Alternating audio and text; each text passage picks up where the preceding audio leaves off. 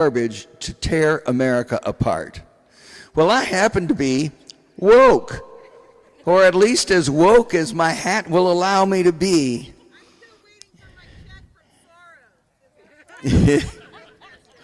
I want to talk about what woke can mean and what it does mean.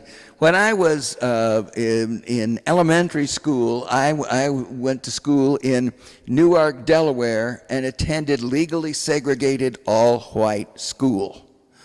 When Brown versus Board of Education arrived in our town, my mother, who was from Waco, Texas, took me down to what we called the colored neighborhood and showed me the colored school. And it was a little shack. We had this brand new elementary school. It was a little shack at the books that had been thrown out from the white schools. I knew that was wrong, and I think that's when I started to be woke. When I got to college, I was concerned about the war in Vietnam, and it became clear to me that this was a war which was against the interest of the Vietnamese people and doing nothing for the American people. So I helped organize the first protest against the war in Vietnam in Dunn Meadow at IU just over 60 years ago, March of 1965. And that was me finding out how to be woke about international affairs. And America was abusing other countries. I was then elected to Student Senate and Student Body President at IU, where our biggest issue was women's hours. Women had to be locked in the dorms at 11 o'clock at night, 1 o'clock on weekends, very liberal, while the men, who were the risky, dangerous ones, were allowed to roam free, marauding as they saw fit and protected by that system. And that's when I said to myself, women have to be treated at least as well as men. I then, for the last 25 years, I've been on the NAACP executive board because I figured out 25 years ago things hadn't gotten better, and today I think they've mostly gotten worse. So we can't have that in this country. And, you know, DEI, Lieutenant Governor Beckwith complains about DEI.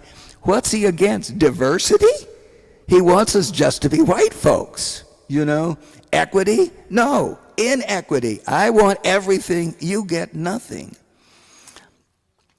Inclusion? No. What he wants is to have a world that doesn't mess with the privilege of coddled white boys. And that's what they are, and we cannot give privileges to coddled white boys that defeat the rest of us who want everybody to be treated fairly and well. Mr. Beckwith is famous for being a Christian nationalist. I would draw his attention to one of the great advocates, I think, of wokeism, one of the early and well-known practitioners of wokeism. I would recommend he read the speeches of Jesus of Nazareth. So now we're going to get on to the speakers, and we are very, very pleased that on up.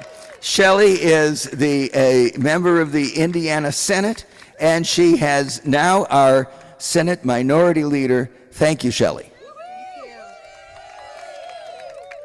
Thank you for being here on this beautiful afternoon.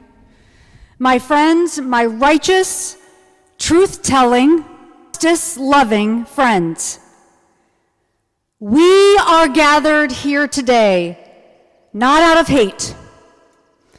We are not here for vengeance. We are not here to shout into a void. We are here to tell the truth. We are here to bear witness. We are here to say that dignity is not negotiable.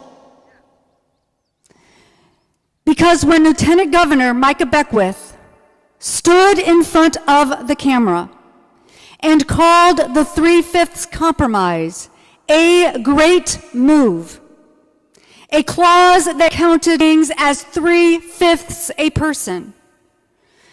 Just misread history. He did not just misspeak. He revealed a dangerous belief that the dehumanization of others is a building block of American greatness. Well, not on our watch.